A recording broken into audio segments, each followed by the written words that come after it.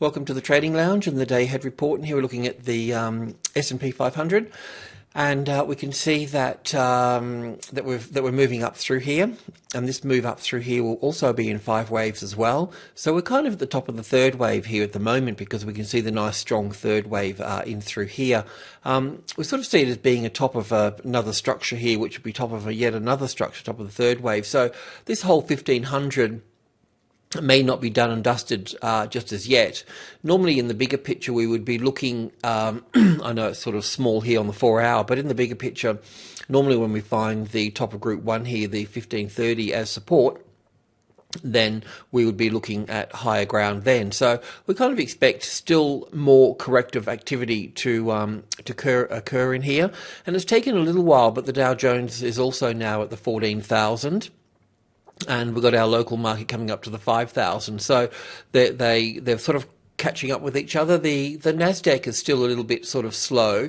If I look at the Nasdaq here, it's kind of lit. This is a Nasdaq index here, not the comp, but it hasn't been pushing up in line with the rest of the market, so it's sort of lagging. So we can expect that to catch up somewhat. So we might be looking at some long robo trades in the Nasdaq market.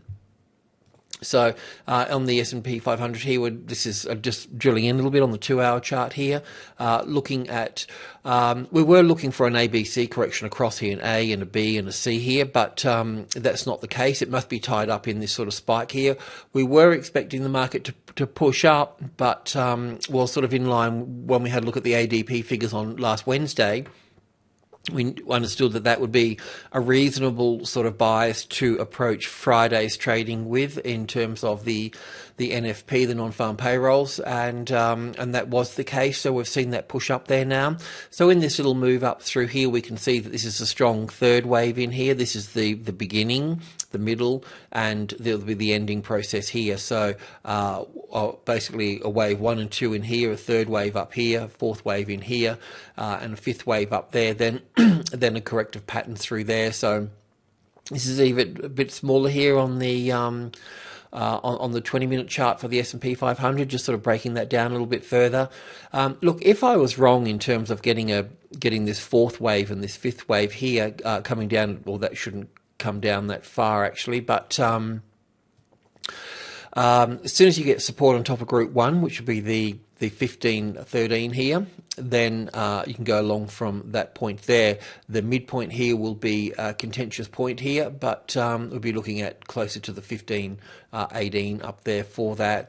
And the Dow Jones, as I mentioned, has just touched onto the 14,000 here, so this is what we're sort of looking at through here. We're still looking at an uptrend to the upside. That's not the problem. It's just a matter of navigating through. And we know that we're in a strong third wave coming up through here. We've got wave 1 here, wave 2 here, wave 1, 2, 3, 4, and 5 here to still push up to the upside through here. But yeah, so that's that really. You know, we'll work that out sort of on the way. But at the 14,000 here, just on the smaller version here, we'll be looking at 5-wave structure to move up through here. So we can expect this to go up to 1450, 100 here. To find some sort of, normally the resistance is at the first number above the closest largest number, like 1510 was above the 1500 on the S&P 500. So yeah, expect a little sort of fifth wave up through here, but also a larger correction across this level through here as well, and that's why we think that the S&P 500 will sort of tie into that. And but like I said, the markets are still in a strong third wave to the upside, and that's also reflecting in Australia and also in the Chinese market as well. So if we look at the Shanghai comp for a moment here, just bear with me. So we've got the Shanghai comp here. We've got now we've got basically this trend up through here. We've got support on top of group 1 here. A small support, but support all the same. So we'll be looking at the 2500 here, which is the next medium level here. I also see this as a further upside, as a lot more further upside to come actually, because if I can fit that all in through here, okay, just, yeah. Just bear with me here. This this is interesting. The Shanghai market here has moved up through here, but this move down through here is a corrective pattern. Okay, so this is an ABC for an A wave here, a B wave here, and a nice C wave in here in 5 waves: the 1, the 2, the 3, the 4, and the 5 into here. We track these last 5 down through here, and we nailed the low here. So now we're working to the upside. It's moving quite sort of rapidly. Eventually, that we should see a high taken out this top up here. That's what we're sort of looking at here. The 3,000. There's a major level there as well. So we'll keep that in mind. So the 2,500, the 28, and then this one here. In terms of this moving up here, we're looking in sort of 5 wave structures to the upside. Excuse me, I'm just doing the best I can with this, but basically we're looking for, this is wave 1 and 2 in here. So basically we've got something like this here as such. So this is what we'll be looking at here, much stronger pattern to the upside. This will also have a 5 wave structure in it through to here as well. This will be the ABC correction through here, which will be something like that there, depending on how strong the market is, and then further upside from that there. So I mean, this is obviously good for the Asian market. That's basically what we're looking at there. And in looking at the Australian market here, just sort of focusing, you know, we're heading up towards the 5,000 mark. So you know, there's you know, it's just a natural resistance point up there. In terms of trading this at the moment, it was much the same as the Dow Jones and S&P 500 at the moment. They're all, and the FTSE, they're all sort of working together. So we've got a small 4,900 here. We've got this little ABC correction here, 3 wave structure, and then finding support back on group 2 here. So this creates the long trade through here.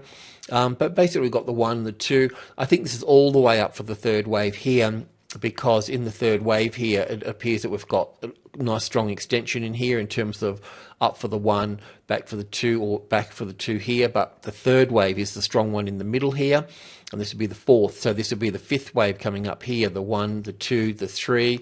So checking back into 49.30 area here, or maybe not so low as that, and then up here for that should be the 3rd wave up there. Then the 4th, so that 4th wave there could play out across the midpoint there, the 49.50. That should be a wave 3 there. I've left one off it, not to worry, but got the idea. So yeah, slight checking back in here. So no, if it doesn't check back in here at the 49.30 and find support on the 49.40, well, then you'd use that as support there, and then trade to the upside through there. But support, expect a corrective pattern across the midpoint here. Once that's done, then you can look up to the subgroup 2 area in this sort of area here, and we will see the leading stocks like the CBA, for instance. So if we just have a quick look at CBA here, we're talking about that becoming into a 4th wave the other day, and that's what it's doing at the moment here, bit small here, but also just want to put this this medium level here, 65. So it's doing its little 4th wave in here, so we can expect that to look. It may create 4th wave, just normally a little bit sort of larger than that, but once that's completed there, we'll see that little 5th wave push up through there, and then we'll see a larger correction unfold here. So if you're trading Robo 1, just be aware of this here, and of course, you know, this leading, the others will follow in their own way as well. All different degrees of structure there, but that's what we can see occurring there. So yep. Alrighty, let's have a look at the base metals, as the copper is still moving to the upside, which will support the material sector. Okay, looking at the material sector, this is actually Rio here, and the reason for showing Rio is because I've just shown CBA at $65, which is a medium level and a bit of an odd number, but just sort of pointing out that Rio's sort of done the same thing as well. It's sort of pushed up quite quite nicely. It's had its first arrival at 65, which is pretty much what CBA is doing. Then it'll have another little push higher than that as a fifth wave, because it's normally the third wave that hits here, some sort of fourth wave correction at a level, and the fifth wave is normally the first high above the level, and then the correction starts after that. But you can see it working across here, and the next number up would be 72, so that would be the same for CBA as well. And you can see that how 72 kicks in there. Don't ask me why, but that's it. That will be the interesting thing on the Dow Jones, actually, at 14,000. 14,100. Let me think that out, actually. But yeah. So look, anyway, that's that. I won't harp on about that. The driving behind this is, of course, the US dollar moving to the downside and commodities moving to the upside. Our copper market here has, we had a little three-wave correction here, so we're looking for a high to come out through here. We're seeing that high come out through here now. We're looking at the wave structure moving to the upside. So we've got our first impulse wave up through here. Impulse wave is 5 waves. The ABC correction makes it 8 waves, which is a motive wave. And then we've got our third wave moving up through here nicely. So we can look at this as being the third wave in here, little wave 4 testing back into the 72, and the fifth wave moving up through here. So it's only natural to expect 8's a profit-taking number, so we can expect the 380 here to have a correctional pattern across this here, but we'll see that as a wave 4, so that's going to slow it down a bit. But the main point is that this is impulsing to the upside, doing everything that's right.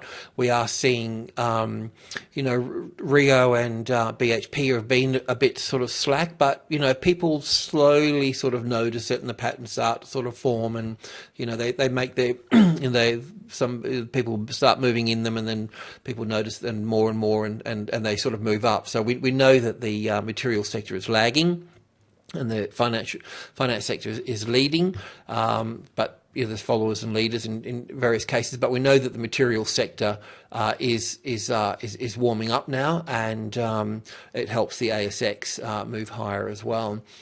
The oil market is still stuck at 98. 8's a profit-taking number, and it's stuck there. Kind of still expect it to move higher, because when I look at Brent here, we've been talking about Brent, is still moving up nicely. This will obviously sort of fall back as well, but it's motivated to go up, and as long as it stays above the 96.50, then that's fine as well. Now, just having a look at that on a smaller picture through here, the reaction at 98 through here, we've had this corrective pattern come back.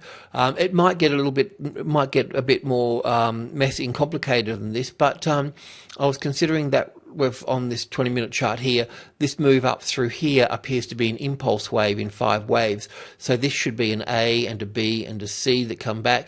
It shouldn't really come back more than sort of 97.20 area there. So it's 61.8, 50, 60% sort of in here somewhere, the 97.20 sort of area there. But technically, as long as it stays above this one here, but I would say that, the 97, 97.10 sort of area there, but support on the 97.20 if it does spike down. And you'll also be looking for 5 waves down here as well, and the 1, the 2, 3, 4, 5 for the wave C of the A, B, and C here, and then moving further to the upside. So it may be ready to move to the upside.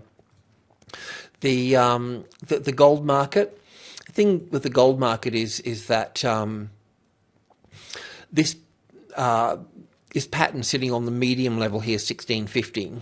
Okay, so this pattern up is corrective. This pattern here may be corrective, or it can be counted as an impulse wave as well. That's why I'll just keep that as a low of wave 2 in here.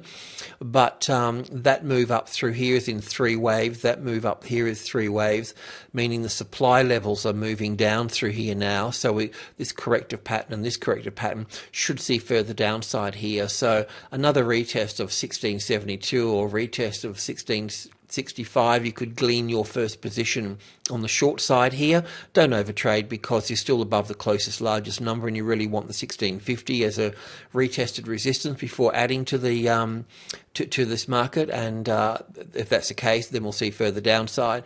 Now, obviously, the 1700 here is the resistance. Now the subgroup 2 area here would start taking over that new resistance area there. So let's just see how that develops. We've got the 1680 as a retested resistance here twice, so that's good.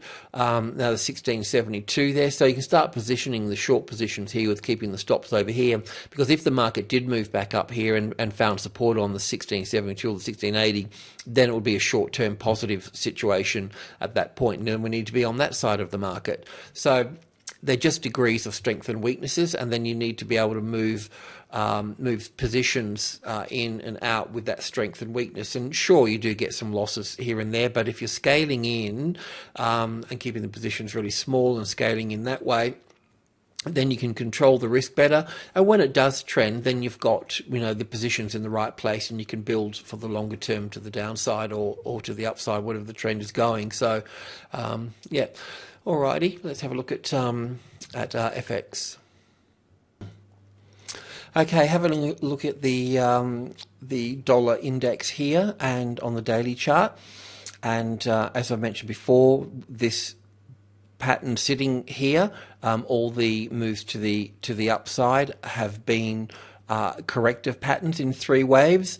In fact, we've started to view this as a bit of an unusual sort of triangle sort of pattern, but that's not that important at this point in time. What is important is that we know that this is a corrective pattern, and we know that once that's established, we know that this low here will be taken out, and we can see here that that's a supply level where the sellers are, and then this is the next level down, and now the 80 here. So looking for short positions, we're looking for the 80 to become the retested resistance, and that's a retested resistance, and it depends when you can recognize that. As it comes down here, of course, you start to recognize that, but you just need certain skill set to understand that, and also how to read volume as well within that.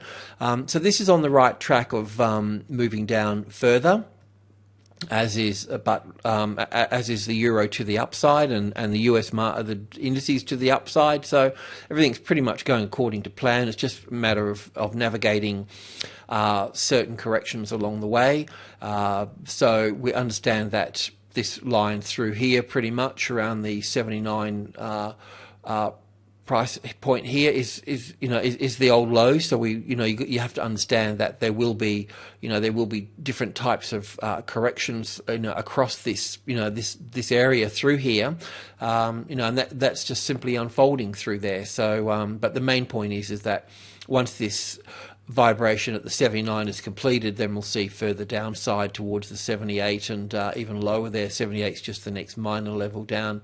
So looking at the 79 here, this is the sort of wave count that we've got here.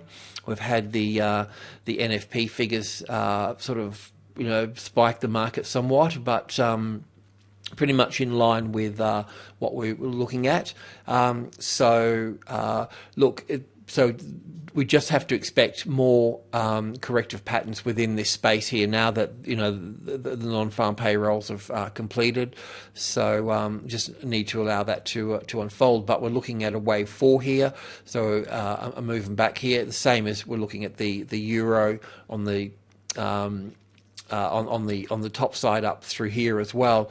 In the bigger picture here for a moment, we've got these 5 waves up here to make wave 1 here. We've got the ABC2 coming back in through here, which we're looking at. Then we're looking for support on top of subgroup 1. This is minor group 1 here, 130. Subgroup 1 here, 133 here. Support on here gets us to here. Support on here normally gets us to the next level, the 38 there. So that's still on the cards there.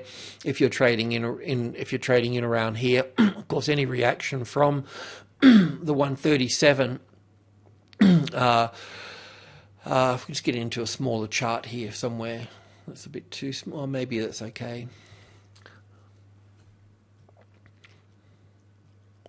This reaction at the 137 here, that's coming into the weekend and all that sort of thing is that's fine. But this number here, a bit unusual number, but the one, it's a little 65 number, a bit like looking at oil at 96.50. So this 1365 here, it won't show anything at the moment, but later on, once we see this market have sort of 3 swings across this level here, then this will be the balance line in this. And this will be the balance line for this market to go to 138 or back to 135.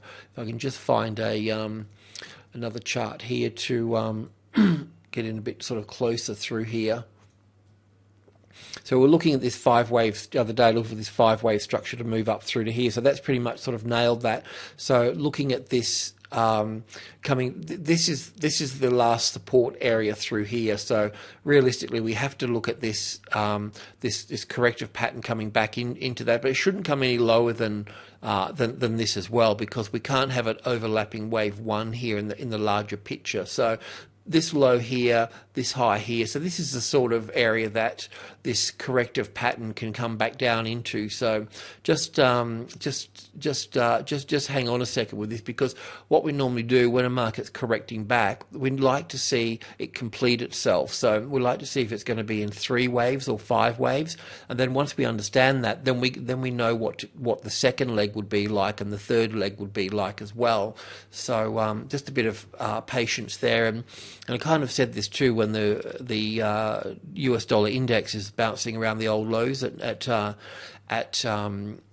97, and now we've got the Dow at 14,000, and we've got the S&P 500 doing its last little 5 waves to the upside as well, and that should have a correction to the downside as well. So the S&P 500 and the Euro should have some sort of correlation there, at least on the hourly chart, if not on the 30-minute chart as well. So if they're not working together, then you know that something's wrong and you need to relook at the US dollar. You can, if you don't understand the US dollar wave count, then have a look at the US dollar Swiss, because that will have the similar sort of wave count. It could be quite helpful in looking at what wave count we have on that as well.